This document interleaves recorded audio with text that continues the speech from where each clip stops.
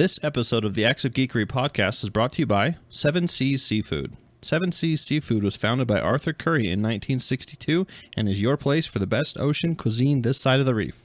Come in and try the world-famous Kraken kebabs, handcrafted by our ocean master chefs daily.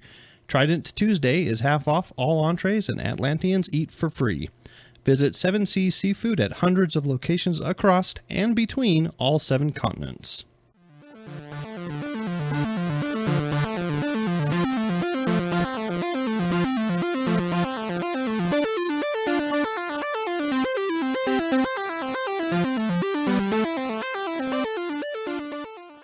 Hello, ladies and gentlemen, and welcome back to the Acts of Geekery Podcast, episode 32. I'm Cory. And I'm Scott. And we're the Brothers Geek here to bring you all the geeky things in the world of geekdom.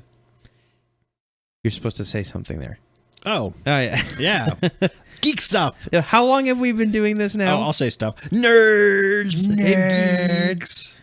Yeah, we're both nerds and geeks. It's like that Nerdy Facebook geeks. meme where Homer Simpson leans out the window because he sees Batman and he goes, "Parents." Too soon? Yep. Way too soon? Well, sort of. His birthday was actually, Batman's actual birthday was February 19th. He hasn't got over it after like 80 years, so yeah, that's still true. Too soon. Yeah. But just so you all know, Batman's fictional birthday is February 19th, so hope you wished him a happy birthday this week. I did not. Yeah, Maybe, that's fine. Hopefully he doesn't come to my house and try to batarang me. Did you do something wrong besides? No, never. Okay, you'll be fine. I never do anything wrong. Never. He'll be like, he'll just appear in your window and he go, "Why didn't you say happy birthday to me?" Like, your parents are supposed to do that. And then he'll leap back out the window. No. That's how you repel Batman. Yeah. He's just talk about his parents. He's just like, "You're going to jail." And I just turn to him and go, "Dead parents." And he goes, just collapses. and he just cries a little bit. However, in a universe where you know, or if Batman is real, you wouldn't know that he's Bruce Wayne. True. Unless you would. I don't know. I mean, apparently Superman can hide his identity with glasses. So in this universe, I kind of think everybody in the DC universe is just a little slow. This one's the slow universe. Yeah, except for the Flash. He's normal. He's normal. That's why everyone thinks he's so fast. Yeah. But he's just moving at normal speed. He's just like, I'm just like an athletic runner. I don't know. Yeah, I like track and field. Okay. Yeah. All right, well, let's go ahead and move on from this weird topic, side rail thing. Batman's dead parents. Yep, Batman's dead parents, and we'll go ahead and get into the news. All right. How now, brown cow? How now, brown cow? How now, brown cow? The arsonist has oddly shaped feet. The Human Torch was denied a bank loan. Ho ho! Ho ho! Ho ho! Ho! All right, are you all warmed up now? Yeah, kind of. That sounds so weird. No, stop it. Stop. Well, don't say that it sounds weird, because you know that I'm going to just do it, regardless of what you say. That's true. Well, it's the news. That's right. And the only place for your geek news. Mm-hmm. There better not be another one. Who else have you been listening to? Well, okay, maybe not the only place. Why do you smell like another podcast? What does our podcast smell like? Cherries. That's odd. Why? It's weird. I don't know. I have a code red, so. There are other places to get your geek news, but none of them are as entertaining or as awesome as the Acts of Geekery Podcast. That's true. So let's go ahead and we'll talk about probably the coolest thing that happened this week. Yeah, the biggest internet explosion. Yep. So last week it was Spider-Man going back to Sony. Yep. And DC decided they should make this week their week, I guess. And they put out their first look of Jason Momoa as Aquaman. Jason Momoa, which is Khal Drogo from Game of Thrones. And he's also Conan from the new Conan movie. And of course, his biggest role was on Stargate Atlantis. Probably not his biggest. As Ronan Dex, am I right? Probably not his biggest. Maybe his longest running. Yeah, because true. I mean, he's not. He really. Spoiler alert: he didn't really survive any of the other ones too long. It's Game of Thrones. No one survives. No one survives. All men must die. Yep. As long as they're related to Sean Bean. Yep. No, we posted this on the page. Hopefully you saw it. If you didn't, go to Facebook and like the Acts of Geekery podcast right now. Right do now. it. Pause the podcast. Go do it. Or if you can multitask and listen to us at the same time, go do that as well. We can I know wait. I can't. I'm not good enough to do that, but We'll just sit here and wait until you do. yeah. Are they going? I don't know. I can't tell. That's probably long enough. Weird. Yeah, okay. I think we're good. Okay. Go ahead. Alrighty. Well, let's go ahead and bring this picture up here just so the two of us can admire it or not admire it. It's a very cool picture. It's got the words "Unite the Seven" over the picture itself, which is, the seven being the Justice League. Or the Seven Seas. There's been we don't know for sure, because apparently his role, according to inside sources and not so inside sources on Man of Steel or whatever, is that he's kind of ticked off about what happened in the Indian Ocean based off Man of Steel. So he might be uniting the armies of the Seven Seas and coming after, Superman, Batman, all that. Okay. I don't know. Alrighty. Yeah. However, they released a picture where he's all dressed up in the Aquaman armor, or not exactly. Armor and tattoos, it looks like. Yes. And So he's got a wrist a bracer on one hand, on his left hand. both arms actually. Yeah, and then on his right arm, he's also got a shoulder pad, which goes in line with some Aquaman costumes. Usually the King Aquaman. That is what I thought of when I first saw it. I said, that is King Aquaman. The only thing he's missing is hook hand. a hook on his left hand. Yep, or some kind of spear or something or other. I like his the hair and everything kind of reminds me of that too.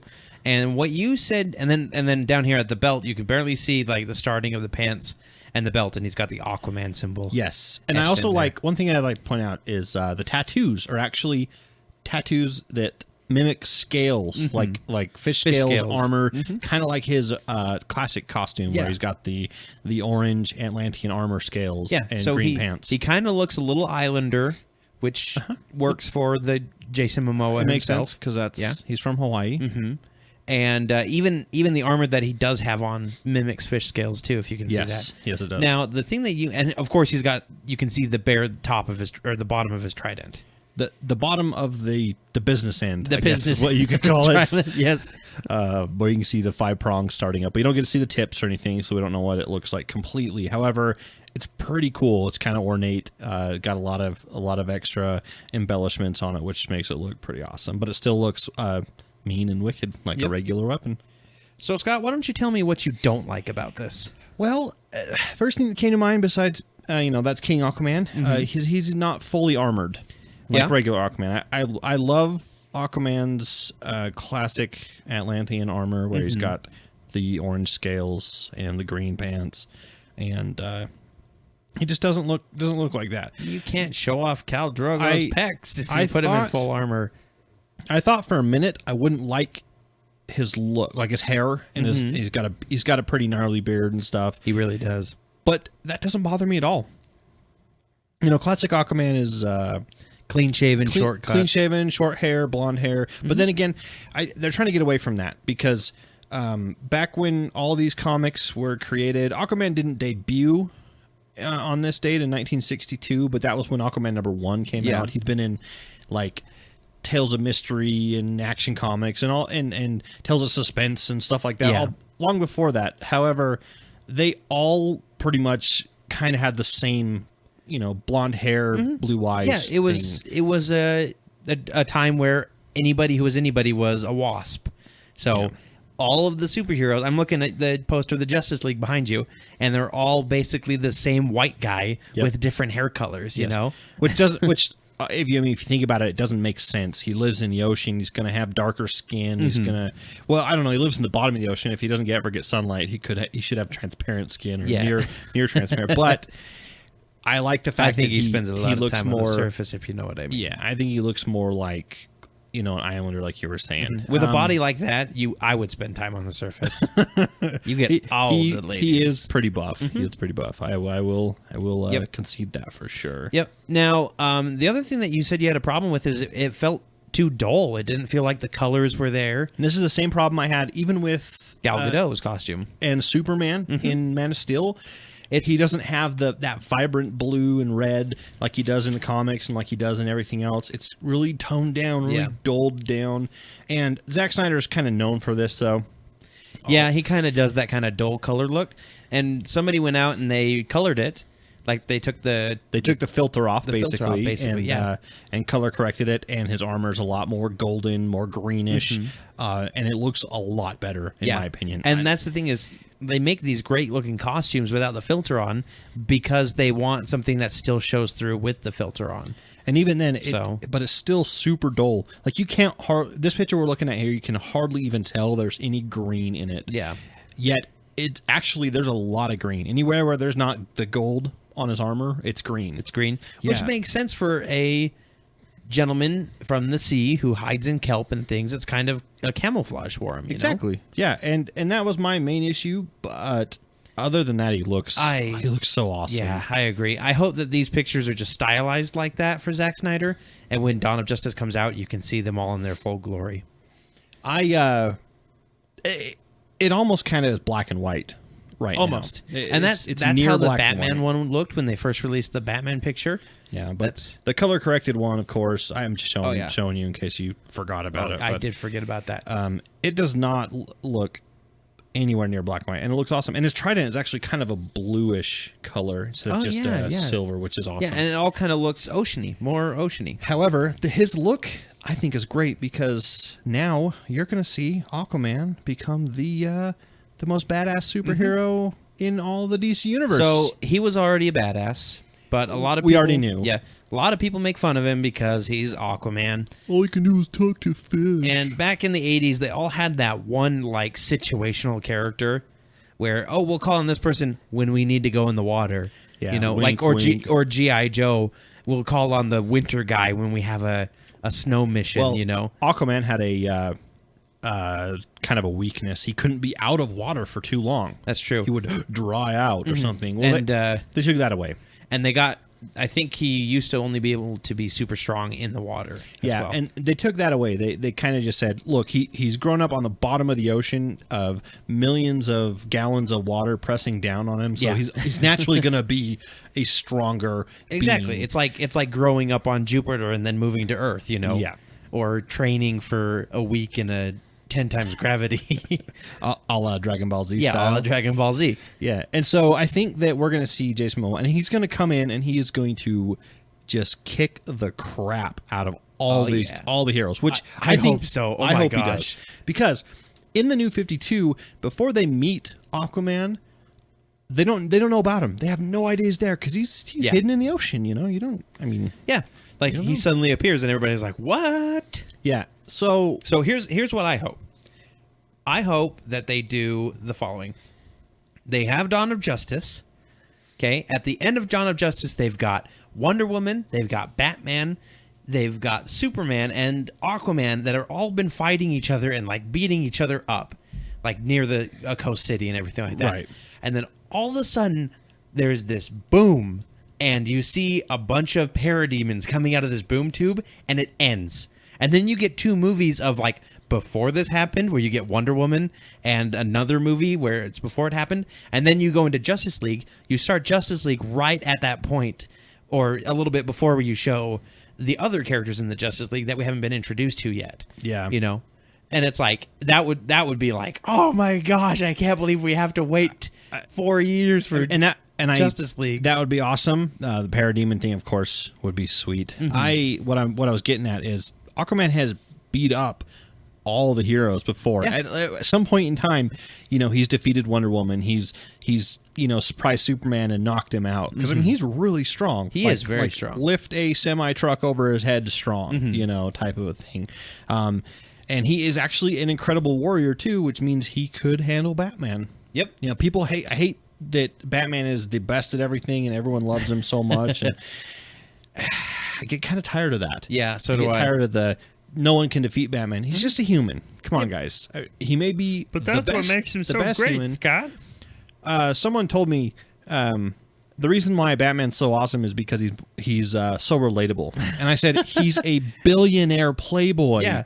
Who's an orphan? Are you an orphan? Yeah, he's not relatable at all. Just because he's human doesn't make him relatable. No. Spider-Man is more relatable than Batman is. I would say Green Lantern would be more relatable than Batman. He got a weapon thrust upon him. He was just a normal dude. He still is just a normal dude. He just happens to wield a ring, which is one of the most powerful weapons of the universe.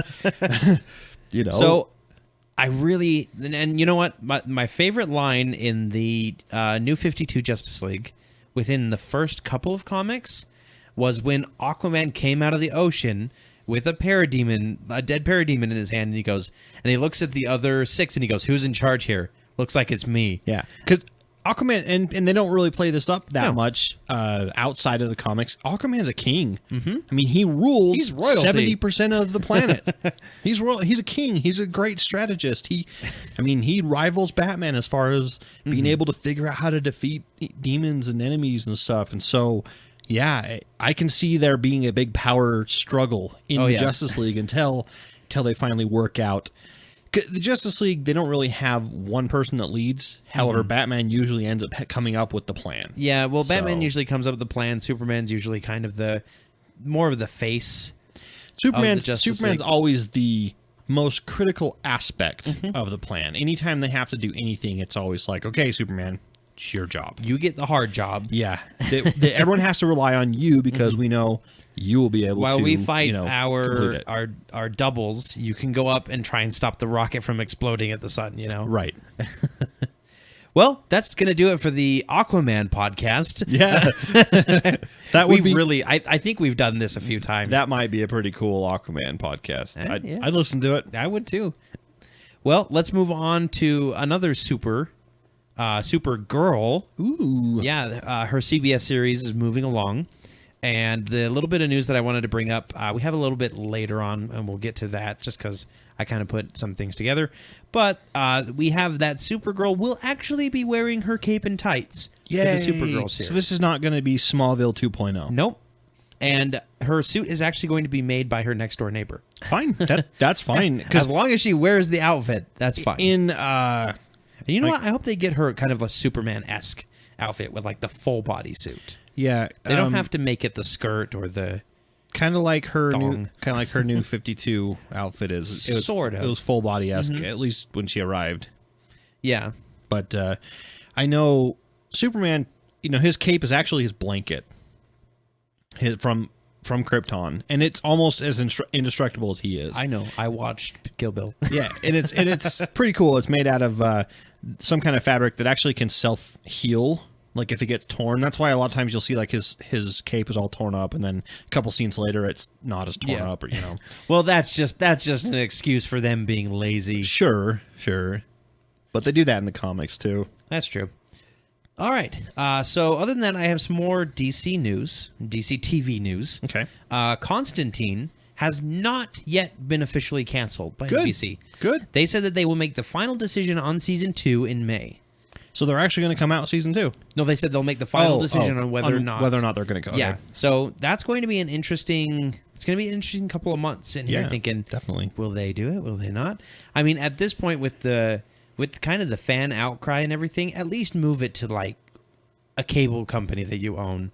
You know, let people watch it there, because I bet you if it's cable, you get better production and you get a viewership that actually is justifiable for cable. Yeah, they can say, "Oh, we only got 1 million viewers," which on syndicated network is like, that's terrible. However, on a cable show, that's fantastic. Mm-hmm. I mean, geez, Eureka, the sci-fi show that we love. Yes, it got canceled, and that was actually not because it got low viewership, but it was, but it wasn't.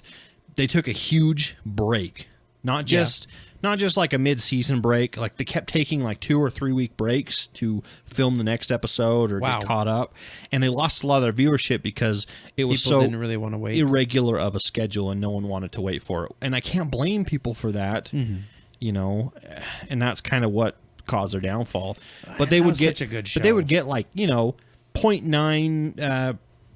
million or 0.8 million or whatever, and that was actually a really good amount of ratings for cable. Yeah, for network TV that sucks. Yeah, anything under like reality TV numbers, and you're not doing it. But there's the problem: is things like reality TV and Dancing with the Stars and all these different shows that come out. They get 20 million viewers, and all these networks think that that's the only way to make a successful show now is to get 20 million viewers. And so when they get 5, they're like, no, this show sucks. When they don't realize that. Stop watching these stupid shows. They're terrible. Terrible. They're not reality.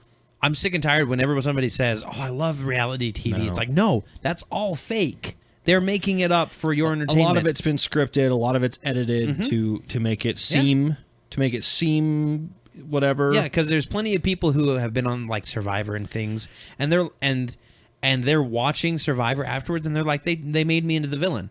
Yeah, like I wasn't that bad all the time. They only took the bad parts just so that I could be the villain of it. Take Jersey Shore as one. Mm-hmm. They claim that it's a reality TV show, but those actors and actresses, I shouldn't even call them that. Those people on that show. They do stuff just to get viewers, just to get ratings. They don't really act like that in real life. I mean, like if they do, they'd terrible, be dead by now. They're terrible, horrible people. Yeah, someone would have shot him or something for road rage. Yeah. All right, Scott, you take this next one. All right, so there is a DC comic / trade paperback graphic novel called Lucifer. Okay. So it's about the devil. Well, or some guy who just has a bad name. Kinda. It's actually whose parents hated him. It's a DC Vertigo series. It has received a pilot order from Fox for a new drama being directed by Len Wiseman, which is the director for Sleepy Hollow and Underworld, the movie. Sleepy Hollow is a good show. Yeah, it's not bad. I haven't seen too many episodes of it, but it seemed pretty fun. So the kind of the pitch is Lucifer will follow the former Lord of Hell, so he's no longer the Lord of Hell. Okay. As he sets up shop in Los Angeles and assists the Los Angeles Police Department in tracking down and punishing criminals. So it's kind of like Lucifer gone good guy. Interesting. Kind of a thing.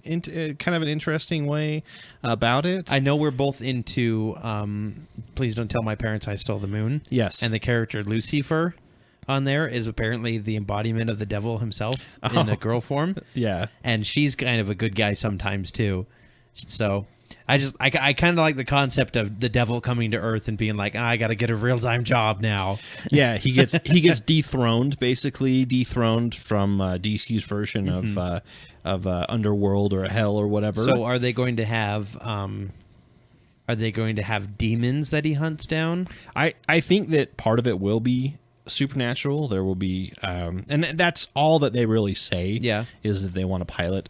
It's kind of going to be like a Constantine almost, but more Fox. Yeah, Fox. Fox is Constantine. Yeah. Which means it'll probably only last for a season, then get canceled, or half a season, and then get canceled. Speaking of reasons things get canceled, you were saying Eureka had 2 or 3 weeks before between episode. episodes and stuff. Well, Fox, when they played Firefly, part of the reason why it didn't get good ratings is they came out with the episodes out of order. Yes. Like instead of playing the pilot first, like the first half of the pilot one episode and then the second half the next week, they came out with the train job first. Yeah. And screwed up the order for everything. So nobody watched it. Yeah, well, you get introduced to characters that you really have no backstory on, or you've never even met them before, and all of a sudden you're expected to know parts of their personality. Yeah, exactly. Because that's like, what, 3rd episode? Train Job? I think Train Job is... I don't even think it's the second episode. It's like the 3rd episode, because the pilot is a 2-parter. Yeah, but I think that there's something in between the pilot 2-parter and the Way to go, job, Fox. So. Thanks, Fox. Way to ruin everything. So far, everything good that's come out on Fox has been canceled and or ruined. That's okay. Joss Whedon has found a new home, Scott. Yes, in the Avengers. Yes, he did. And he's come out in an interview and he's talked about Ultron and his powers and everything, saying that we didn't want to make him super ultra powered like he is in the comic because he'd win. Yes. Flat out. He says Ultron would win, and we don't want it to feel like he's just going to win. And they talked about Quicksilver and Scarlet Witch being the kind of the sounding board for Ultron, because he brings them in to work with him, because he was talking about how if Ultron just created a bunch of Ultrons, he wouldn't be able to talk to them because all the Ultrons would already know what he was going to say. Right. So, but then he talked about they ground him basically. Yeah, they give him a sounding board. Yes. Which is important a for human literature, component. because even a character who is first person all the time and wanders alone has to have a voice in their head that they can talk to or something. Right. Otherwise, it's just a boring comic or a boring book. And then he explained why Ant-Man didn't make Ultron, which I thought was really interesting. The basic summary of it is that Edgar Wright had Ant-Man before he had Ultron, and was doing something else with him. Back when Edgar Wright wanted to do something not in the Marvel Universe. And he said, I felt like Ultron needed to be an Avengers made creation, where they're the reason, so that they can argue about it and fight about it and have to deal with it, and kind of, because at the end of Avengers, they're the great superheroes of New York City, the heroes of New York, right? They're there to help and everything like that. And throughout the last little bit of movies that we've been watching, they've been kind of doing bad. Iron Man 3, Tony Stark caused a lot of damage from the Mandarin and AIM. Thor in the Dark World tore up half of London. Yeah. And Captain America, I mean, he was branded a traitor for half of a movie, which doesn't, by the way, as soon as you're not a traitor, that doesn't mean that everybody goes back to thinking you're good. Yeah, there's still people that don't trust you at all. Yeah, so the Avengers haven't really been doing good this second phase. So it's kind of interesting, because we're kind of seeing the fall of the Avengers coming in their third act, and they have to bring themselves back together, kind of thing. So that's incredibly cool, and I really wish that Edgar Wright would have been a little bit nicer about playing with Marvel than he was. Yeah. So that's pretty cool. I mean, we were a little like, Hank Pym's always been the one that created Ultron. Yeah, why? But I'm okay. I'm okay with it being Tony. Yeah, that's fine. Yeah. I've kind of got to the point where the Marvel Cinematic Universe is its own universe, totally different from the comics. Basically, it's another Earth. So we have Earth 616 in the comics, and you've got like Earth 2741 or something for the whatever for the Ultimate Universe, and this one is Earth 1126. The MCU. The MCU. Why not? I don't care. Yeah. I mean, I like the fact that they're doing a few things differently. So. Yeah, that's fine with as long me. as they keep the general tone of everything kind of the same. Thor is from another, kind of another planet or another realm, and he's got godlike powers and can control lightning. That's as long as they keep the basics, I'm most okay with it. So you remember a few weeks ago when we talked about an 11-year-old girl who sent a letter to DC saying, "Hey, you need to shape up with your females." Yeah. She said, I bought a pack of figures, and there's 8 males and 2 females. We need more female more female superheroes and girls characters. read comics too. Yeah, and DC came out. DC said, yes, absolutely, we totally agree, and that's why we're doing Wonder Woman and a couple other things on the a couple other projects. So. Yep. So they had Rowan on, I think it was USA Today or something like that. Ronan? This girl, Rowan, is her name. Okay. Yep. And she again talked about why she sent the letter and everything like that. And they had DC, one of their reps, come on, and he thanked her again, and he gave her a picture that was drawn by one of their artists of her as a superhero. Yes. And she looks great. Yeah, she's got the same cape as Hyperion. Yep. She's got a big R on the front of her. Yeah, which is a Marvel character. Yeah. It's kind of weird. A big R on the front, kind of like a Robin, which is cool. Rowan. And I know it stands for Rowan, but it kind of looks like the R for the Robin that's true. has. It does look like the Robin R. And she's in the superhero garb, and she's flying. She's got the same, and I saw a picture of the girl too, and they look really close. Yeah, you know what, they made her. Of course, they didn't. She's an 11-year-old girl. You can't make her sexy or anything like that. But they did a really good job at making her a good, cool-looking superhero Yeah, and still being. I would awesome. read a comic. You know what? I would too. 11-year-old kid gets superpowers and has to like deal with growing up. What they're going to eat, what cereal they're going to pick for breakfast, and then finding out that they can destroy a table by flicking it. aren't we reading a book about 13-year-old kids who become superheroes? That's right. That's right. What was it called? Don't tell my parents I blew up the moon. No. Oh, sorry. I was thinking about the ones where the kids find out their parents are super villains. Oh, that's The Runaways. Yes, Runaways. Which is really cool. Fantastic series. Yeah, so I like that. Congratulations, Rowan. Every time I rode into DC, they just ignore me. They just ignore me. I have a slightly sadder DC related news article. Okay. That so a bum me out. comic book fan, Stephen Merrill, passed away February 12th at age 31. We'll miss you. Yep, and he anytime the comics culture loses a fan it's devastating. Yep. We love our fans, that kind of stuff. Don't leave us. Well, they didn't know what happened. They didn't know what happened, why he died. They had no cause of death. Well, the paper wouldn't let them put in an obituary without a cause of death. So so as a joke, his wife said, "Well, why don't you just put down died from an uppercut from Batman?" And pretty soon, all their friends started saying that, and they convinced the paper. And the paper said, "Well, that I guess that fits. Whatever, why not? Sure." So cool. One last hurrah, one last geek moment. He died from an uppercut from Batman. Which, if you're gonna go, you might as well go that way. Yep. Actually, you might as well go. Never mind. I was gonna say uppercut from Wonder Woman. Say the way you want to go, yeah. which is an uppercut from Wonder Woman right after you touch her boobs. Hey, if you're gonna get killed by her, you might as well go all out. Yeah, right? Exactly. Scott, I brought up a little thing for you for your next story here, so you can go ahead and take over. You know what this is, right? You want me to do this? Yeah. Well, you were the one who had it as your pick of the week, so I thought it was only right. So my pick of the week last week or 2 weeks ago, I talked about a card game from the creator of the Oatmeal. Mm-hmm. Fantastic guy. Fantastic. Called Exploding Kittens. And we talked about how it had broken a few records and it was doing really good. 3 million, had, I think, over 100,000 It was like 140,000 backers. Yeah.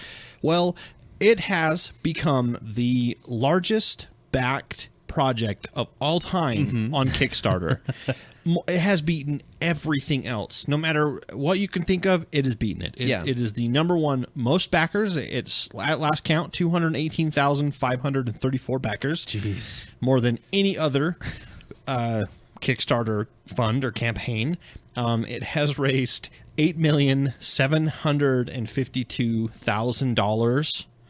Oh my god! Their original goal was 10,000, and so that's like I can't even calculate. Yeah, how it's much like it's like 6,400 times funded or something like that, and they put out a bunch of stretch goals. Things like if we reach 200,000 backers, we'll give you this. We'll give you a box. If we get so many people sending us pictures of a bunch of Batmans in a hot tub, Yep, and people did. Oh my gosh, those pictures are hilarious. People put out pictures that I think he had one that was like, send us your magic enchiladas, send us kittens in taco shells, and so people were sending like kittens in an actual taco shell, like ones that they'd created out of cardboard. Send us pictures of your weaponized back hair, and he said, oh my gosh, and he said some of that stuff cannot be unseen.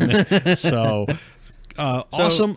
The community got together and they all wanted this game, and I funded it. I paid $35, and I'm going to get the regular deck and the not safe for work one. The not safe for work deck, which is a full deck. Which is a full deck. It wasn't before. Before it was only like 15 cards. And then he said when you reach this point, you'll get this, and also I think he reached that point. Oh yeah. No. Yeah. And it also comes now with a nice magnetically closed box so you can keep your decks in, and it's got pictures on it. It's really cool. Kind of a cool story that it's completely by surprise, apparently, too. He didn't realize that that many people either listened to his stuff or wanted to back his projects. It's incredible. And I wonder how many of these people are just like, I want to get in on this. That's what I said. Did you get in on it, Cory? I didn't. You still can. No, it's over. You should. I think you can go in and request. I think there's an option to go in and email them and request. But anyways, yeah, I got in on it. But we'll be playing. We'll play it when it comes in. Oh, absolutely. And we might make a video of us playing it. He expects it to come out around June at the latest. Really? So expect it around September.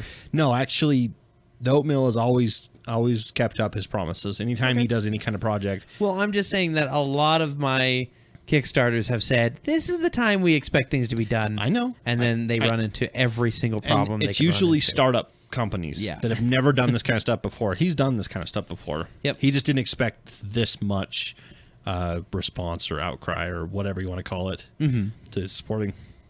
So we talked last week about the possibility of Neil Bloomin' Onion Camp directing an alien movie or making an alien movie. Yeah, and it was all rumor, conjecture. They didn't know for sure. Well, we do now. All right. It is confirmed. He will be directing an alien movie. I'm excited. Like you said, he does great with the sci-fi and with the graphics that he does and everything. Yep. So it's going to be interesting how he does that. So officially making an alien movie, which means we're going to get some fantastic looking aliens, some awesome looking weaponry and props, which kind of my favorite part about sci-fi movies is and a subpar, heavily related to class system plot. That's kind of most of his movies. District 9 is kind of class related and racism related, and Elysium is definitely classist. It's not really racism; it's more speciesism. All right, let's see. Hugh Jackman says he wants to play Wolverine until he dies. Which, when you told me that, I went, I mean, that's cool that he wants to play character. And then my mind went, oh my gosh, Old Man Logan. Old Man Logan. And if you're not familiar with that, that is a series, comic series that is like 50 or 100 years in the future. Takes place, and Logan, of course, is old, but he's still alive because... And he hasn't extended his claws in like 30 years or something. Wow. And the America has been racked by war. And hasn't it been divided up into like 4 different places? It's divided up like into a bunch Magneto's or Doom or something like that. One is Dr. Doom, one is the Red Skull, one is like Hulk. The Hulk's kids. Like not the Hulk, because I don't know if he's gone or something, but it's all of his children. Yeah. And I thought that would be really cool if old Hugh Jackman played. That would be Old pretty Man Logan. awesome. That would be way cool. Steven Spielberg says he plans to direct a new Indiana Jones movie, maybe a reboot, I'm not sure, with Chris Pratt leading. So all of that rumor about him maybe being Indiana Jones is true. Good. We don't have Shia LaBeouf as the new Indiana Jones. Dodged a bullet there, guys. So glad. Although I can't hate Shia LaBeouf as much after seeing Running from Your Life from Shia LaBeouf, the music by video. Rob Cantor. If you haven't seen that yet, go to YouTube and look up. It's so funny. Yeah, it's so funny. It's just look up Shia LaBeouf, Rob Cantor, Cantor, and you'll just laugh. Yes. You want the live version. But that's cool that Steven Spielberg's going to do it, because did he do all 4 or did he do 3? I think he was there for all of them. Okay. Because a lot of people don't like the 4th one. Well, I actually kind of like it. It's because it's George Lucas when he's gone crazy. Oh. Like he's usually the director for these things, with Steven Spielberg kind of producing and helping him along with it. Okay. And I think Steven Spielberg's kind of saying, I'm going to do this one on my own, Georgie boy. Good. Yes. I think George Lucas needs to just retire and permanently. He has enough money. Retire. Keep out of everything from here on out. Go into your dark little corner of the world and play with your Jar Jar dolls. Yep. So he probably has a whole room that's like Jar Jar Binks. Like most creepy guys have like a sex dungeon in their house. Yeah. George Lucas has a Jar Jar dungeon, and he leads like a secretary, like 50 Shades of Grey styles in there. Makes her dress up like Jar Jar and just say the lines from the movie. She's like, "This is so degrading. I can't do this." The door is not an actual opening door. It's just Jar Jar's hanging tongue, and you have to walk through it. So it's like 50 Shades of Jar Jar. 50 Shades of Binks. 50 Shades of Binks. I like 50 Shades of Jar Jar. Oh, that's... Actually, Binks works. Let's cleanse the palate after that a little bit, because that's horrible. Yeah. So let's talk about my favorite... Well... That's a bold claim. No. Bold claim. Second favorite animated movie. Okay. Because the Lego movie came out last year. Second favorite animated movie of last year. All right. Big Hero 6. Great movie. Wonderful show. Surprising. It has become the third highest grossing Disney animated film ever. What else is there? So I want you to kind of take a guess. What do you think is the number 2 slot? Are we talking Disney or Disney Pixar? Disney itself. Disney owned. Yep, Disney animated. I don't know. I'm trying to think. It's done 40 million. Not 40 million, 400 million. Is it a 2D movie? The second slot? Yeah. No. No, so it is 3D animation. Wreck-It Ralph. Nope. No. Oh, come on, Scott. They just put an APB out on her in Kentucky. Oh, Frozen. Yep. Okay. All right. That's apparently Kentucky put an APB out because of the weather. They were like, it's her fault. We're gonna put out it's all caused by Elsa, and they didn't actually say her name, but they said look out for a girl, blonde girl about this tall, last seen singing "Let It Go," and former queen of Arendelle or something like that.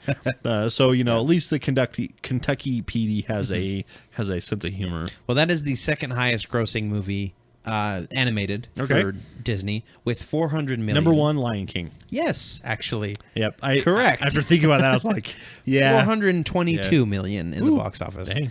Yep. So congratulations, Big Hero 6. You're awesome. I think number 4 is actually Beauty and the Beast. Yes, because Big Hero 6 just barely passed it. Which is surprising because it has only been out for how many months? Since last November? Six months? 5 months? 4 months? 4 months? 4 months, and it has beat Beauty and the Beast, which has been out for 20 years. Yeah. I mean, or longer. Yep. Because it came out in the 80s. It comes out on DVD and Blu-ray this Tuesday. Which means it might beat Frozen. Mm-hmm. Well, I don't know if that means in just the box office or in movie sales too. Oh, I don't know. I know I'm going to run a shout. Grossing usually means everything. Okay. The last I checked. All right. Last I heard. All righty. I don't know. So we're going to get into a discussion here, Scott. Okay. Because I'm probably going to agree with you on this. I am pretty disappointed in you geeks out there. Apparently there's a fan petition going around to get Scarlett Johansson recast for the Ghost in the Shell movie.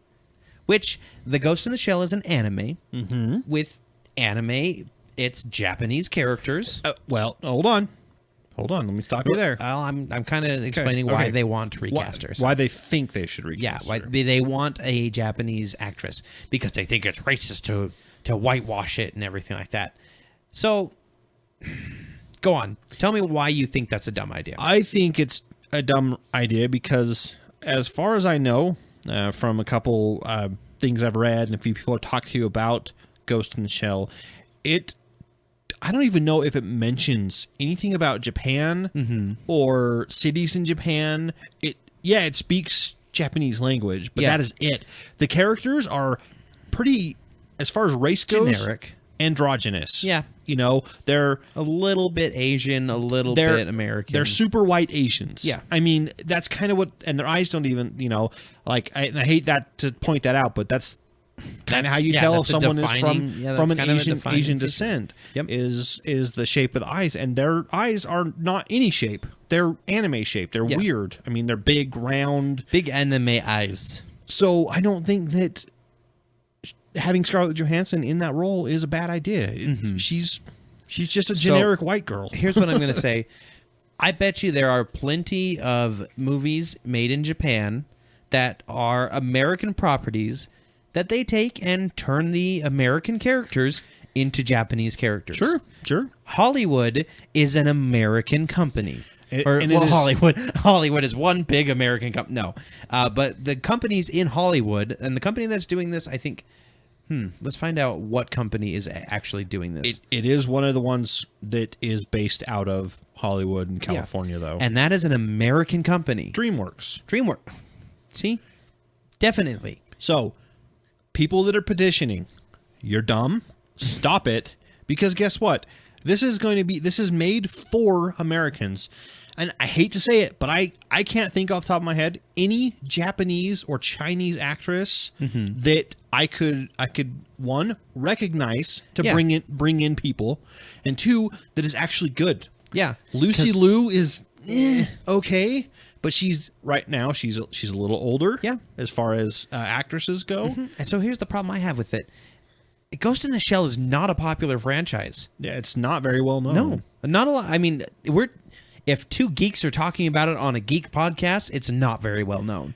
And you know what? And we're going to tell you right now, we know so little about it. Yeah. All we know is it's pretty big in the anime world, but we've never seen it. Yeah. And nobody will see it unless it's got a big name attached to it. Yeah. So like, Scarlett Johansson is playing a gun-firing badass that's a cyborg. Yeah, I'll go see that movie. Sure. Yeah. Yeah, but not random Japanese lady we've never heard of is going to play a gun-firing cyborg who is okay at what she does. Not going to go see it. But you put a big name on that, it's going to draw people in. Yeah. So, bottom line, people, don't... Stop being so uppity about it. Yeah, exactly. It doesn't matter. And you know what?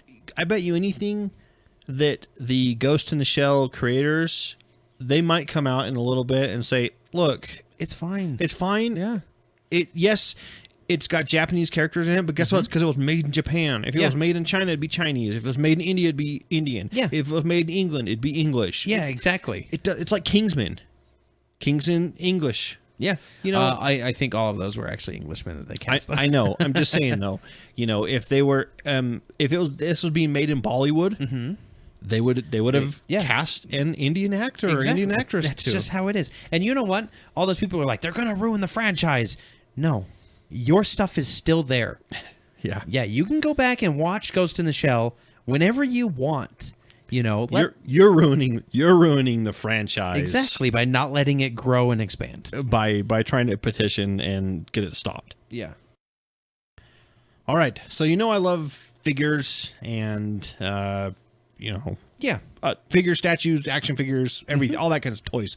I love toys, and mainly because I'm just a big kid. I never really grew up, so I may own a house and I have a adult job, but I don't have adult tastes. You don't have to explain yourself to me.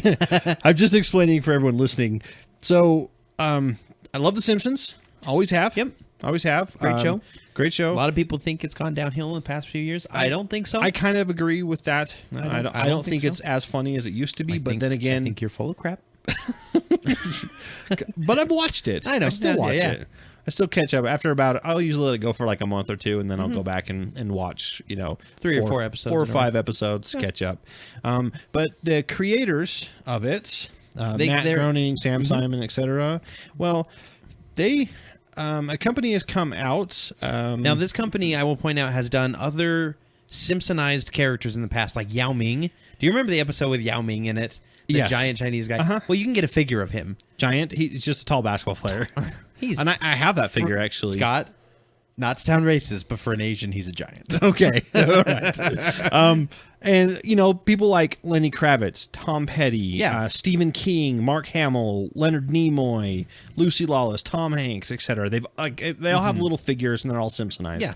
And it's from NECA, the company. The company that does wafers? No.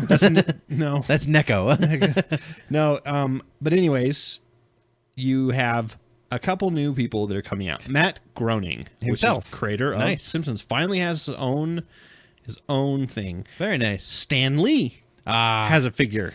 The episode with Stan Lee in it is absolutely incredible. In fact, and the later episode where he's in it again is just as good. And my favorite on this list, Adam West. Adam West now has a figure. Very nice. And I might have to pick up at least Stan Lee and Adam West because I think that's great.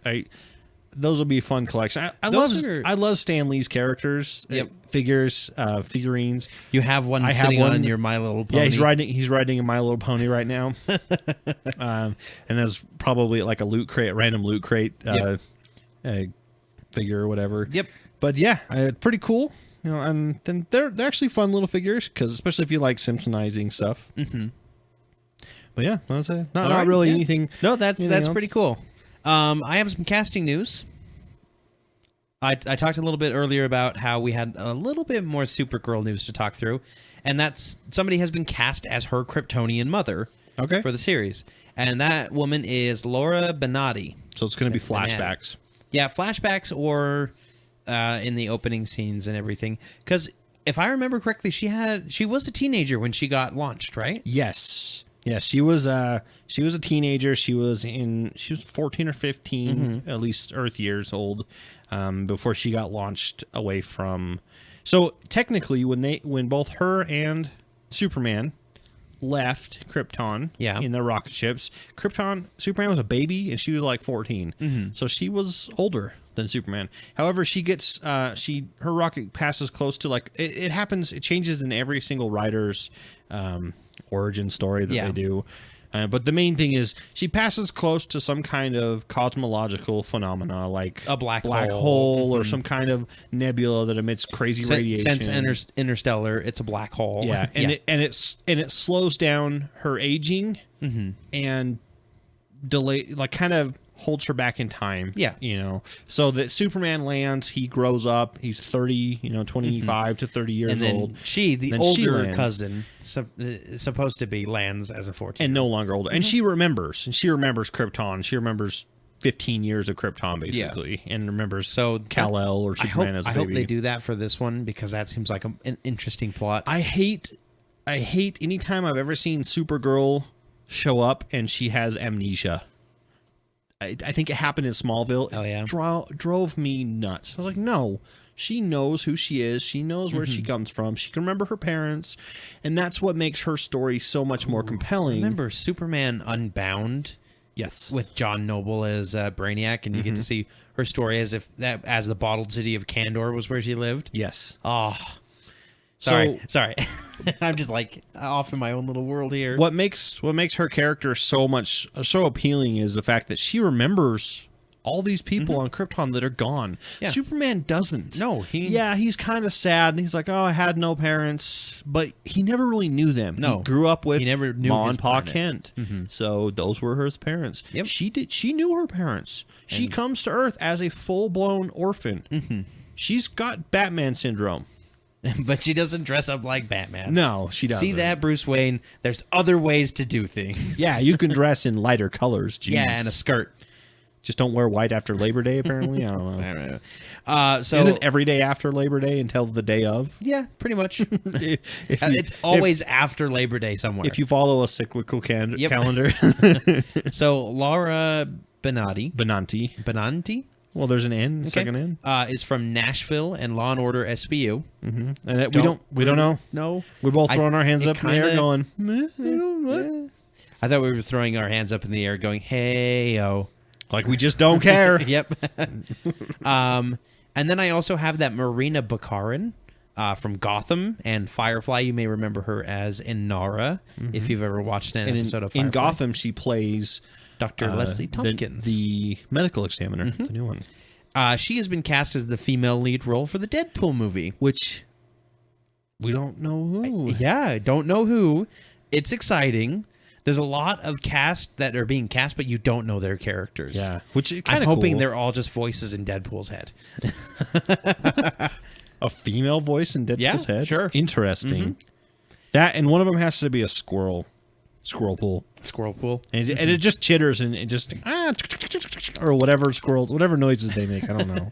Squirrel. Yes, that's exactly right. They just say squirrel. Hey, it's like Pokemon. I was gonna say, if Pokemon has taught me anything, bear, polar bear. Animals just say their names. You know, I'm a jellyfish. Dog.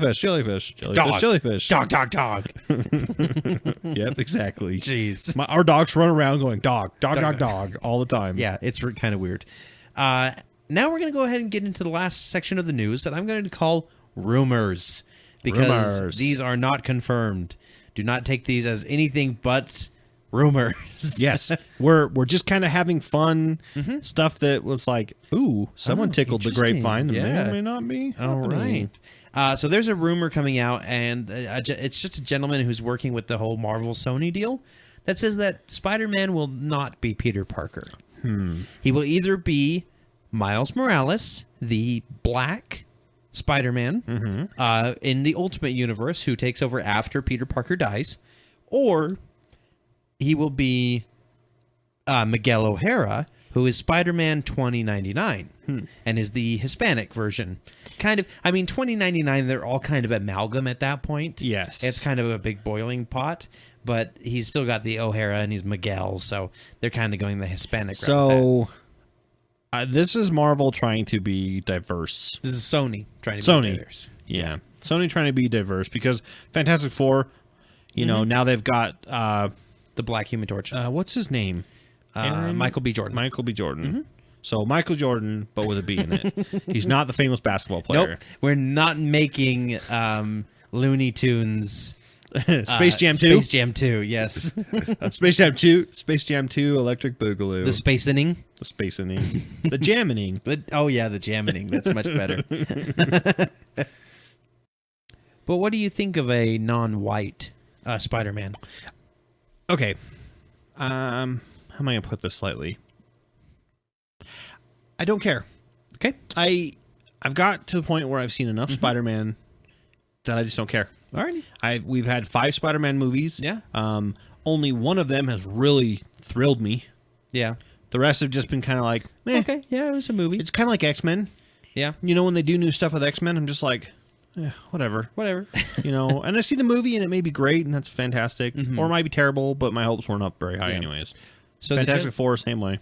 Yeah. So the gentleman points out part of the reason why they might be doing this is Sony kind of got a bad racist rap when it came to their leaked emails and stuff. Okay. From that hacker thing. Yeah. The supposed North Korea hackers or whatever. So they wanted to make sure that they're seen in a better light in that regard. I'm okay. I'm not too big of a fan of Miles Morales. I think he's fine.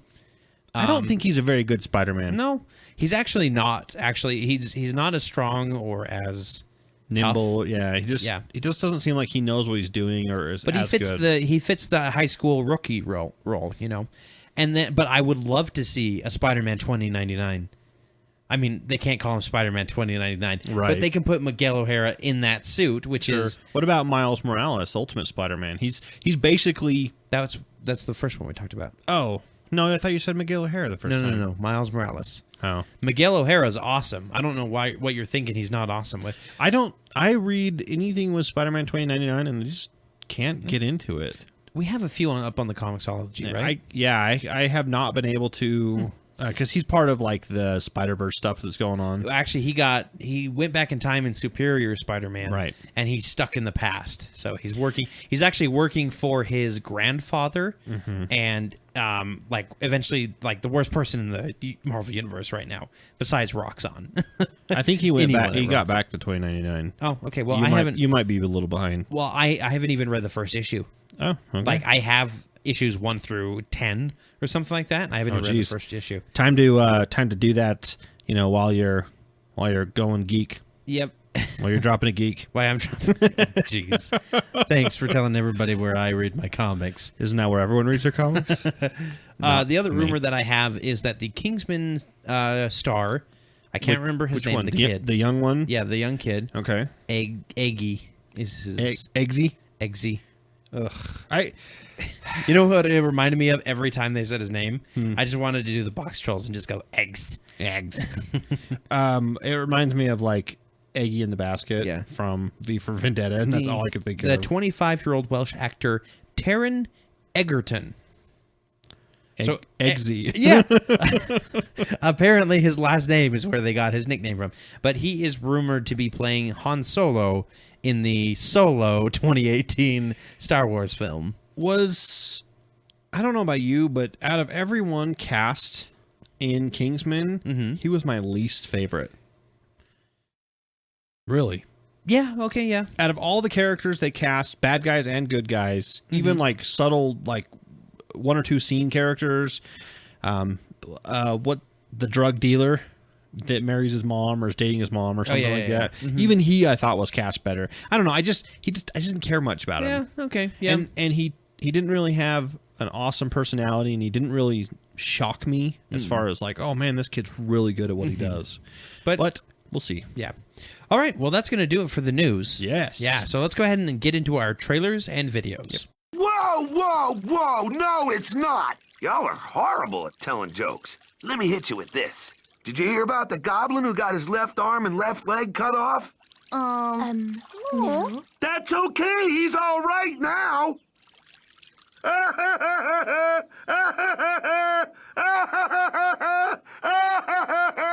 That's right. It's time for trailers and videos. The different trailers and videos we've been watching this week. What? You mean we're going to do what the title of our section says? I know. I'm sorry. It's so crazy. What is wrong with you? I don't know. Yes. Let's talk about dinosaurs. Dinosaurs! No, we're not talking new Jurassic World trailer. Let's talk about dinos in the hood, yo. Wearing baseball caps, turned around, pants down to their ankles. Their backwards knees. Gold teeth. Because they're dinosaurs. Chains that say Dino Life. No, Dynamite. Dynamite. Because that's relevant. Right? So there's a video where it's a kind of a prank video. These are really popular. And it's a guy wearing like a giant dinosaur costume. It's a Velociraptor costume, basically. That makes noise. There was somebody like that at Salt Lake Comic Con. Yeah. Where they're in all black suit and they just use the arms and everything. Yep, and scaring people. Yeah. Random people walking on the street. All kinds of funny stuff happens.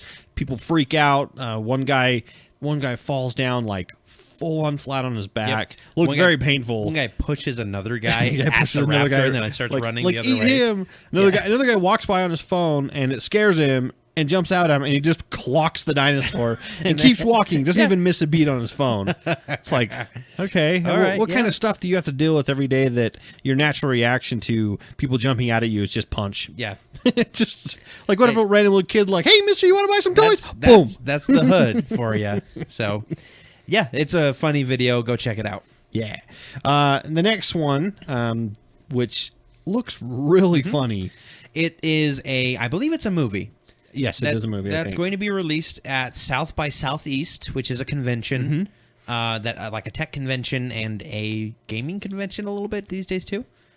Yes. And it's from Rooster Teeth, a company we love. If that sounds familiar, you have probably watched the show Red vs. Blue, which is a Halo machinima that is really hilarious. It's on Netflix if you want to go see them.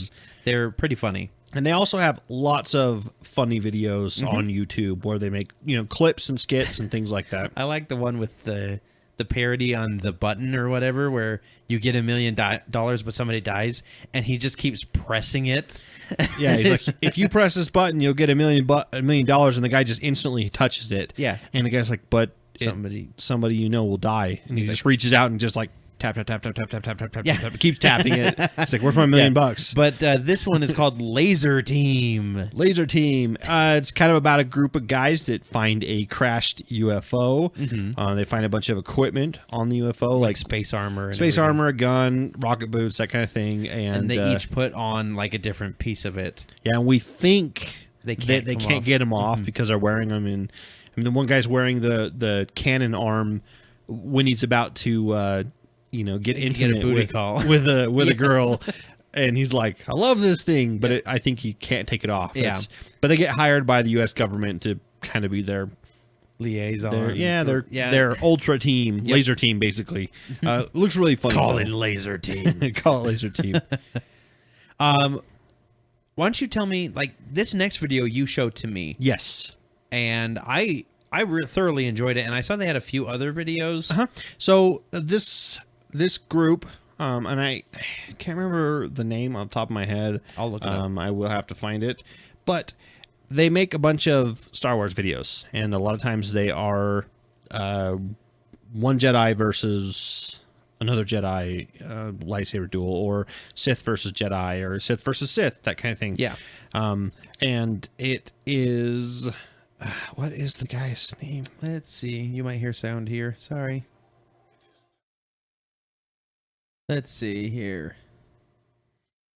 Just pause it. Well, I was just looking to see if the... Well, anyways, so the one I showed you is called Darth Maul versus Darth Talon. Darth Maul, of course, is the double-bladed lightsaber staff style. He's a fighting. Zabrak, by the way. Whatever that is, okay. Wait, that's just the race he is. Okay. And he has an apprentice, apparently, called Darth Talon, and one of the more popular Siths in the extended universe, which is the books and the comics and things like that. She's a Twi'lek. She has red skin. Every girl in Star Wars is a Twi'lek or Leia. Or Leia, apparently. Yeah. They don't have any others. No, I think really all don't. droids are female, actually. Really? Yep. Sure, why not? Sure.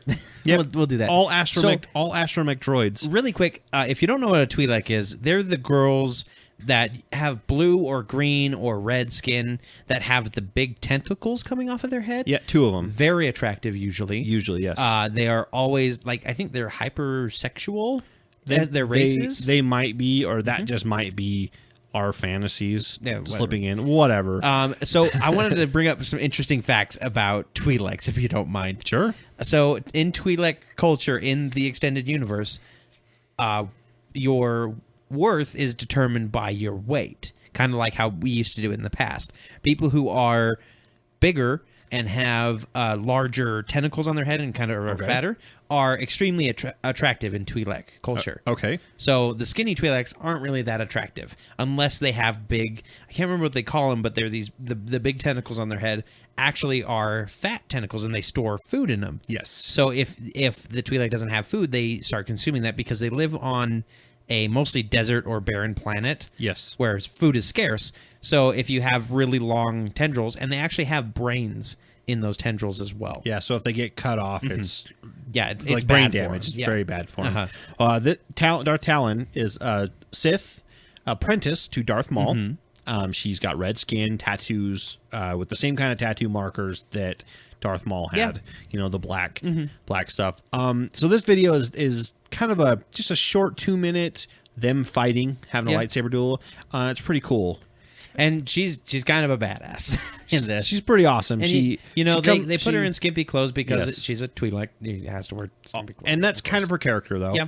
Her character uses both her feminine wiles and her lightsaber abilities. But they get into this one point where their lightsabers are locked together and they're really close face to face, and she licks her own lightsaber. Yeah, the laser part of her lightsaber. And it kind of burns her tongue and stuff. And she just doesn't even care. And I'm just like, okay, she's kind of a badass. But it's just kind of fun. And the same people that do it have a couple others. I think they have Darth Talon versus my favorite Jedi, Plo Koon. Plo Koon. Yep. And they have, I think, 1 or 2 more on top of that. And they find models and actors and choreographers, and they do these lightsaber fights, and they do all the special effects. It's really well done, actually. I think, you know what, Scott? I think I'm getting more and more into Star Wars. Yeah? I think it might be creeping on better than Star Trek for me. Okay. I'm just saying. No, I'm not mad. I think it's because it's fantasy. I am not anti-Star Wars. Yeah, at all. Because Star Trek is all about like future tech and everything. Yeah, whereas Star Wars is kind of like future tech, but it's still like fantasy sci-fi. Sure, they still have the swords and everything like that, and the elegant weapons, the more civilized age. One thing that Star Wars has over Star Trek, I will freely admit this, is their aliens are very unique. Yeah. I mean, you've got everything from Jabba the Hutt to the little flying blue dude that Watto to Yoda to Plo Koon, you know, and they're not Guido, or not Guido, Greedo. And this is one thing that drives me crazy about Star Trek, is they're not just humans with weird foreheads. Yeah. I mean, that is like 90% of the races you run into in Star Trek are humans with strange foreheads. And 90% of races that you run into in most other sci-fis are usually an animal turned into a humanoid. Or insectoid. Yeah, or insectoid. With Star Wars, hardly anything. Like, they have characteristics of animals, like the Genosians are clearly kind of an insect-like race, but they're not the usual hive mind kind. Yeah. and that's the thing is the races are so unique. And everything in between. And, especially if you watch like the Clone Wars, they have all different types of creatures. And it's races. such a huge history behind everything. Which makes sense. I mean, you're in an entire galaxy full of stars and habitable planets. There is obviously going to be all manner of races and stuff. And there's going to be some races that have to wear a helmet over their head to provide them with their breathable atmosphere because they can't survive in yours.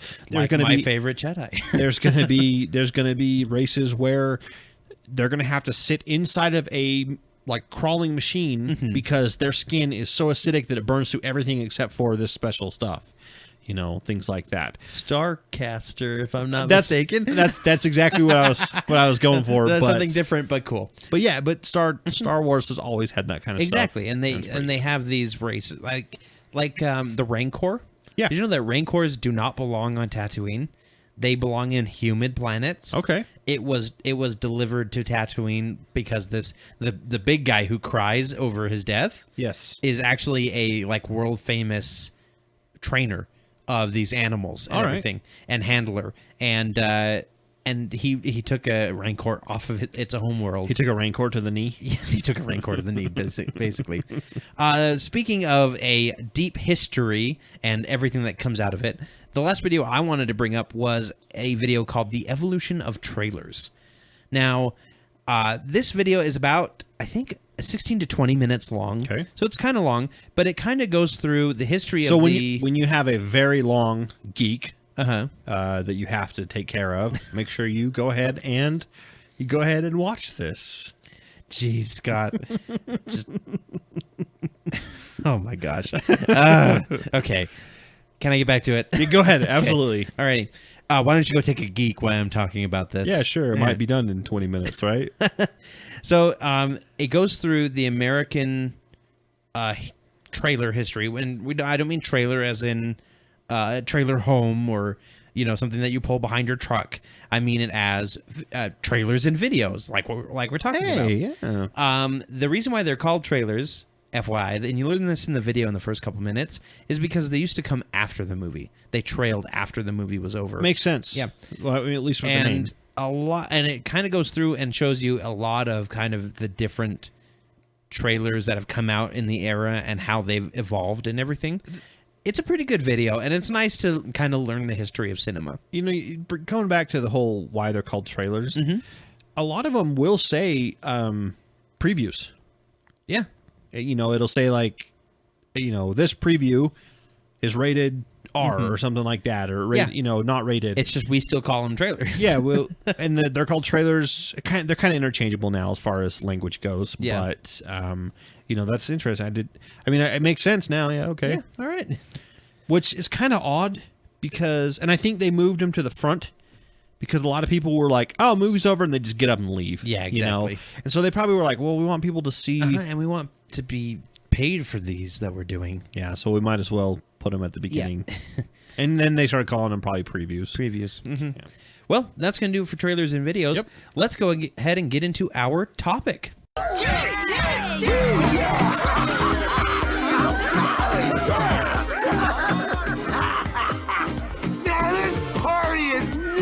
How'd I even get up here? You blacked out after laughing so hard at your own jokes. You are off the hook. So we brought you to the Cloud Kingdom to party with the party god. Whoa. What? Topic? What? Yeah, I know. We haven't done one of these in a while. I don't know what to do. I'm lost. Shocked. So and appalled. Or not so much. I like discussing stuff, as you can tell. Yeah. So we are talking this week about something that came up from a director, actually. So Dan Gilroy, Hold on. Directors lately have had some of the worst times on the internet. Yeah. They seriously, stop saying things, people. Yeah, they need to learn how to not say stuff. I know they have opinions. That's great. Everyone's entitled to them, but they do nothing but cause an uproar. Yep. And not usually anything good. Yeah. It's usually something bad. I don't like this, or I don't like that, or this is stupid, or this guy doing that is dumb, Holy crap. I just saw this over in the sidebar because we're watching this or we're recording this when the Academy Awards are going on. Right. Big Hero 6 just won Best Animated Feature. Breaking news! Breaking news. You'll only find it on Acts of Geekery. And every other website. Shut up. Don't tell them that. I mean, congratulations to Big Hero 6. Beat out How to Train Your Dragon 2 and a bunch of other stuff you don't know about, so good job. But Dan Gilroy, the director of a little movie called Nightcrawler. Oh, the guy that like poofs and jumps around and he's in the X-Men. That's exactly what I thought. I was like, they're making a Nightcrawler movie? No, apparently. Even in the background. I it's know, all they even have Nightcrawler this. This is a Jake Gyllenhaal, I think it's like a getaway driver movie. No, he's a journalist.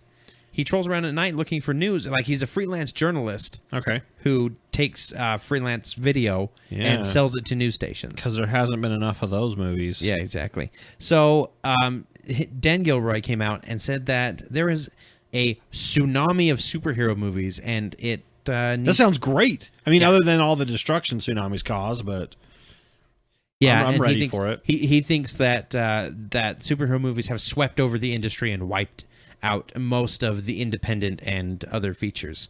So I wanted to talk a little bit with you about what you think about superhero movies being the prominent blockbusters for movies. Do you think that there's too many coming out? Because in the next 10 years or so, we have about 20 to 30. Okay. So that's, 2 or 3 a year. Mm-hmm. And I'm biased.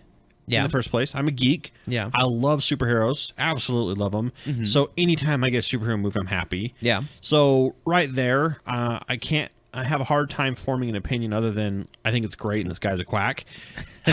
but because I'm biased. Yeah.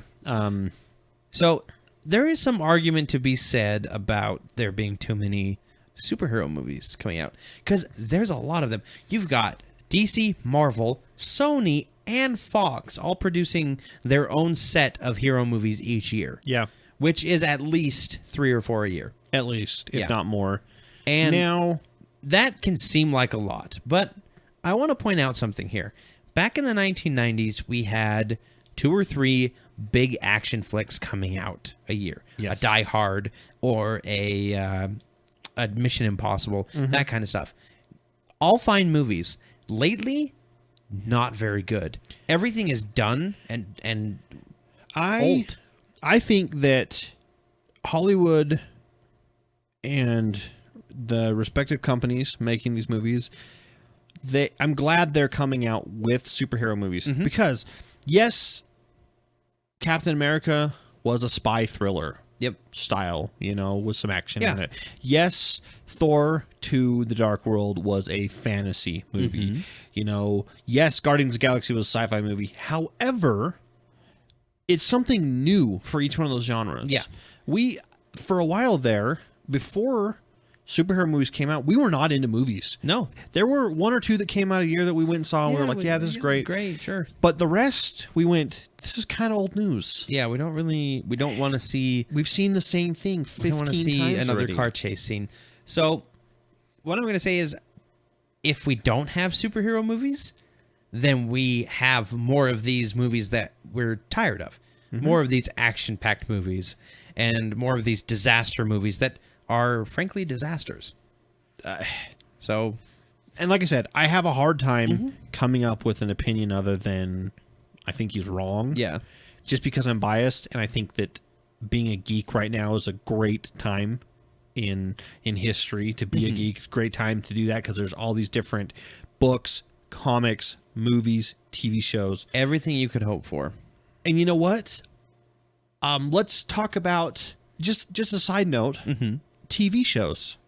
We didn't watch many TV shows at all. Nope. Maybe 1, maybe 2. We watched like The Big Bang Theory and I think Walking Dead. But then again, that's based off comic book. Yeah. Like back in the 2000s, we didn't really watch anything. There wasn't anything out there that really interested us because all TV was sitcoms and reality TV. Yes. Because sitcoms were easy to produce and cheap, and they made money. And so was reality TV. Not so cheap, but it made a lot of... But they got stale. and they got stale really fast. Very fast. And I think that's where movies, in my opinion, movies and even especially independent movies. I have watched very few independent movies where I thought were absolutely awesome. Yeah. In fact, I can't, off the top of my head, I can't really think of any. I'd have to go look through kind of like my list of movies and say, oh yeah, that was independent at first. But I can tell you, you know, all the superhero movies that have come out, and I can go back and rewatch them and go, man, this is good. Iron Man, first Iron Man. Oh, so awesome. You know, Spider-Man 2. Yeah, Spider-Man 2 was pretty fantastic movie. You now, know, a lot of, and so back in the day, superhero movies came out and it was advertised as a superhero movie. Yes. You know, where it's a Spider-Man movie, or it's a Blade movie, or it's a Fantastic Four or an X-Men movie. These days, it's these characters who are set up. You've got your tech genius Iron Man. You've got your Jekyll and Hyde Hulk. You've got your fantasy Thor. Like you said, it's a fantasy movie with a superhero in it. Yeah, and I've made this argument, I believe, on the podcast before, that if we didn't have superhero movies, we would just have the same thing minus the characters. Yeah. They would be some other amalgam character of, like you said, Dr. Jekyll, Mr. Hyde. There would be another guy that creates a science experiment that turns himself into a giant monster. And then we'd get that. Whereas rather in this case, we have the Hulk, which has 60 years of backstory and history to come off of. Not random. So instead of coming up with a brand new character, you've got, because I mean, look at one of the most popular franchises of all time, James Bond. Yes. Created, it was a book series before, it already had an audience, and they brought it on. What's the difference between James Bond and Captain America? Captain America's superpowered. Yes. Pretty much. Other than that, it's a spy thriller. You can argue that James Bond is superpowered. He true. does stuff well beyond what a normal human should be able to do and take. I mean, he's been beaten up a lot, and I mean, takes an explosion to the face and just gets up and walks away, and it's like, so nope. It's interesting because I don't really feel like Captain America is too much of a superhero. Like, I know he's a superhero. Right. Because I'm a geek and that's how he's portrayed.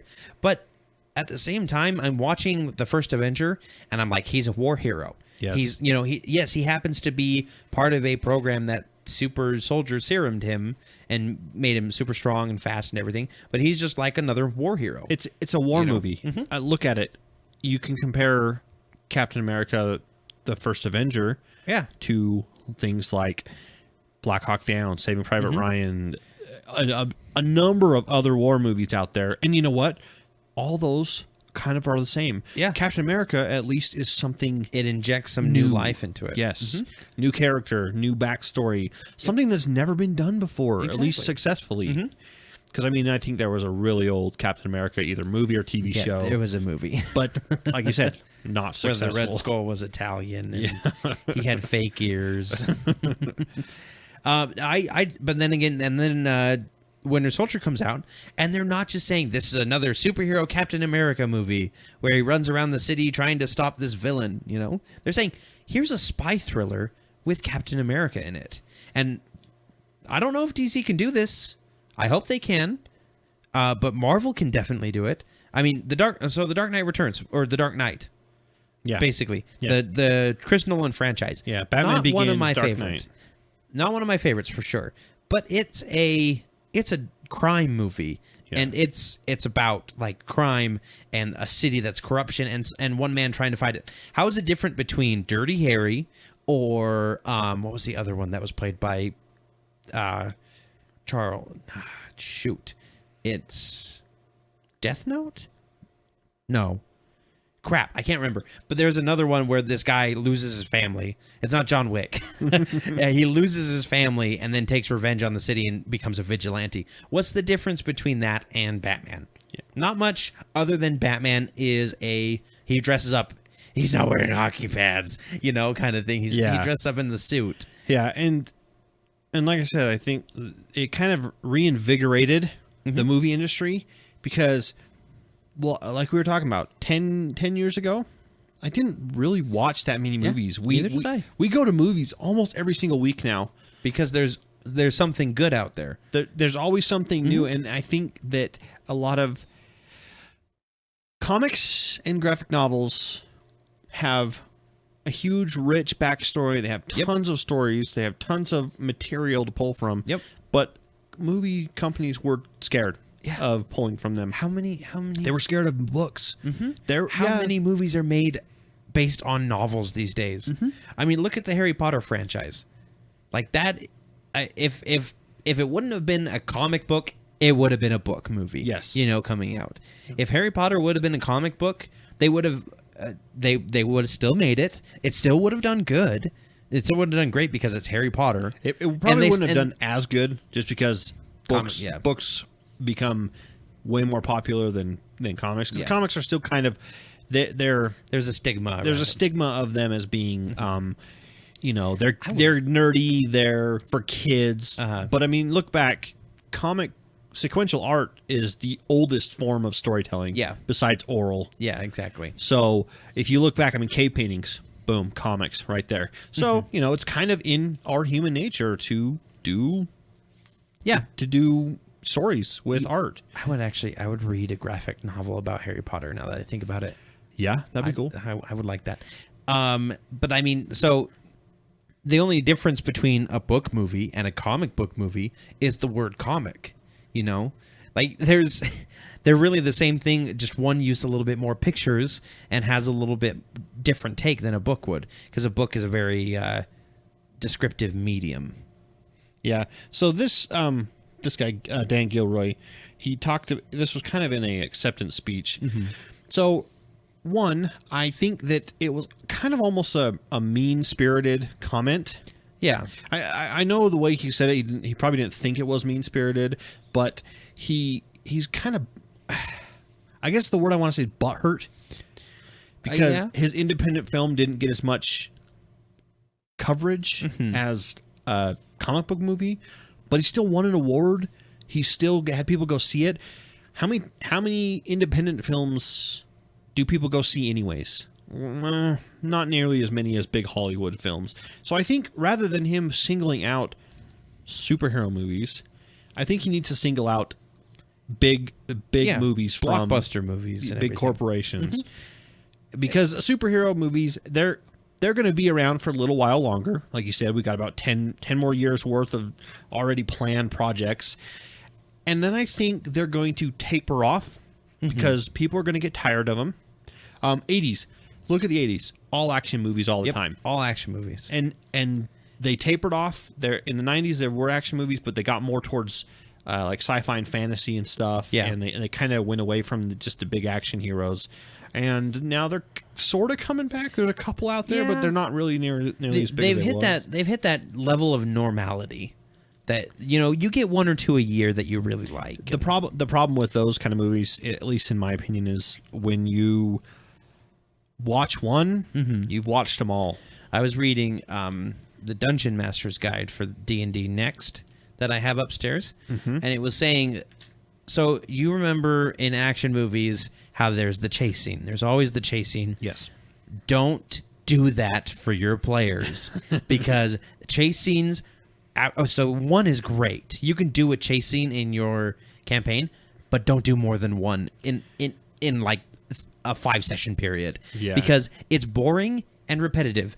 And ever since that, I've watched every action movie and gone, oh, here's the second chase scene. Yep. Oh, here's the next. The Fast and the Furious, nothing but chase scenes. Yeah.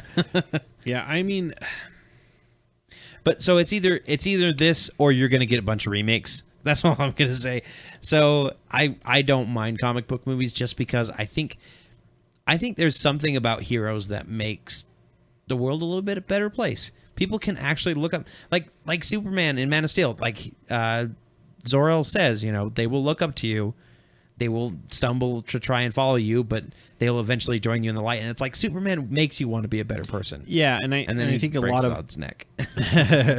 Well, that's a whole nother discussion that I've had arguments and talks about it with people. Yeah. Anyways, I think that this guy, what else has he done? So, not too much. Apparently, he's done a comic book movie called The Annihilator. Okay. Which is a Stan Lee screenplay. He penned the screenplay for it, which is kind of hilarious considering he's what he also just said. married to Renee Russo, which is Thor's mom, Freya. Which is kind of funny. Let's see. Dan Gilroy. Stop biting the hand that feeds you, buddy. Yeah.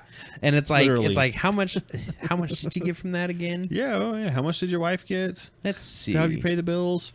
So that you could go and do your Nightcrawler. Real Steel. Oh my gosh. I he love did that Real Steel. movie. Yeah, that was a really good movie. Born Legacy, that one was good. The 2012 version. Mm-hmm. I mean, I don't know why he's complaining. I think he only produced or he only directed one movie, and that was The Nightcrawler. Nightcrawler one. But he's been a writer for things like Free Jack, Real Steel, Born Legacy. Stanley's Annihilator, which it hasn't even come out yet. Yeah.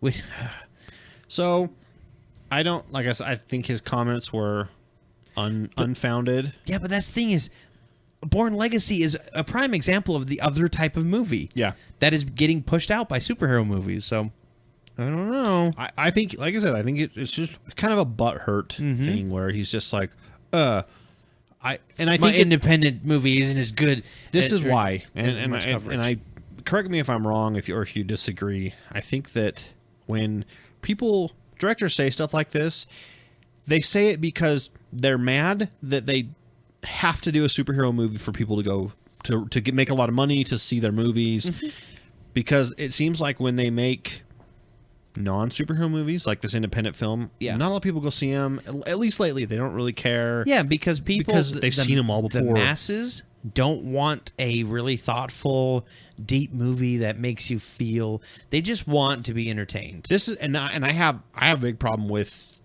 movies like that too. The Expendables, perfect example, or Grown Ups. Yeah. Grown Ups 1 and 2, Expendables 1, 2, 3. Yeah. They're for the masses. They're for people to just go and turn their brain off. And I don't want to do that. I want to go see a movie, and I want it to pull me out of my reality. I want it to make me think. That's why I loved Interstellar so much. Yeah. Because I was like, holy crap. But I think I think superhero movies find a nice balance between the two. Yeah.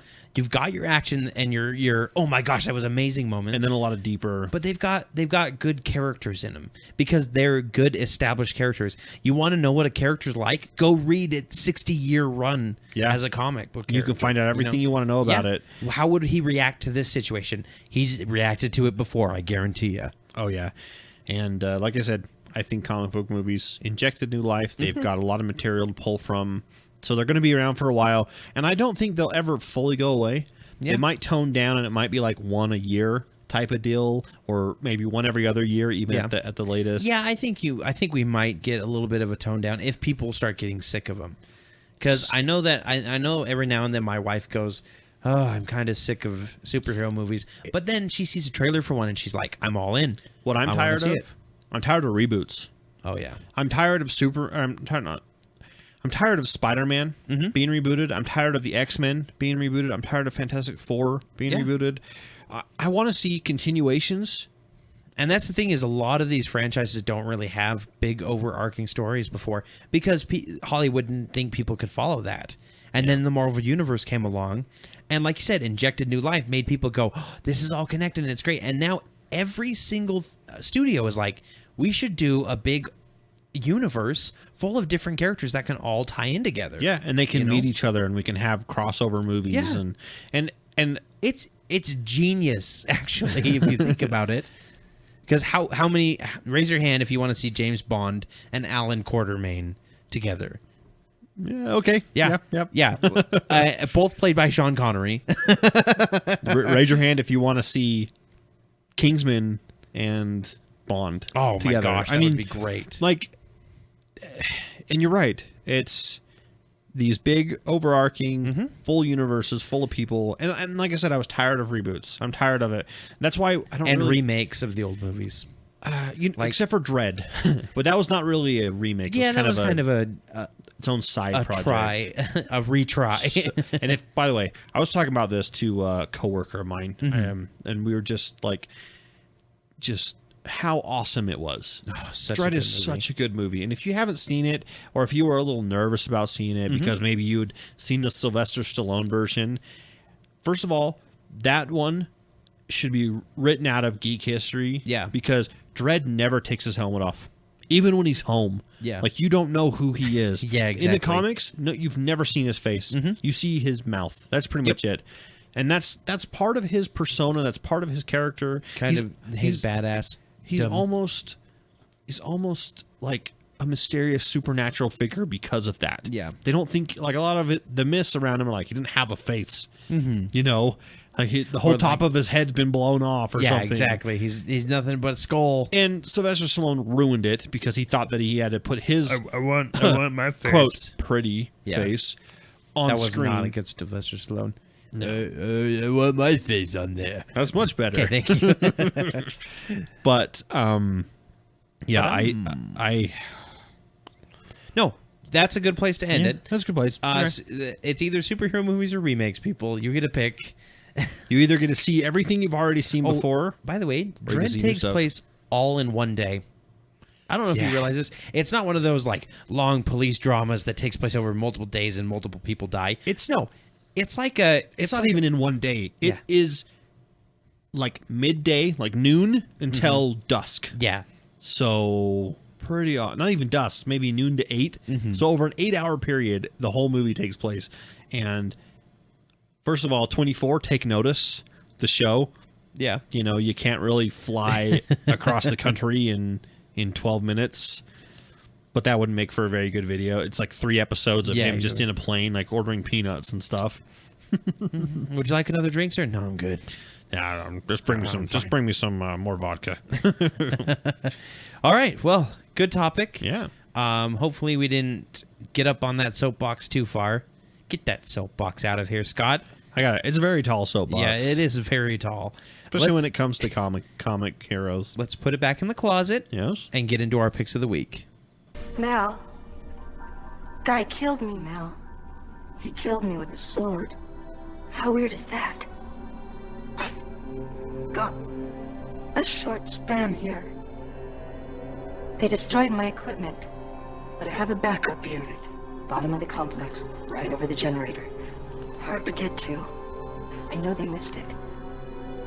They can't stop the signal now. They can never stop the signal. All right, time for what we've been geeking out about this week. Yes. Scott, would you like to start, or would you like me to go first? I'll go first. Okay. Mine's kind of short. I talked about this a couple episodes ago in the news. Kotobukiya, which is a company that makes, or I don't know if it's a company. I think it is a company actually, but anyways, so. It's a company because an artist is named that, I Yeah. believe, because it's his style of statues. And if you know me, I love statues. I love action figures. I love, little busts of stuff. You've actually shown off a Kotobukiya Artifacts one before. I did. A Hulk that you got me for Christmas on our podcast. One of our YouTube videos. It was my Scott's Christmas, basically. And I kind of showed it, and it was really cool, really well detailed, well put together. Now, there's another Hulk coming out. You're getting another one? Yes, I'm getting another one.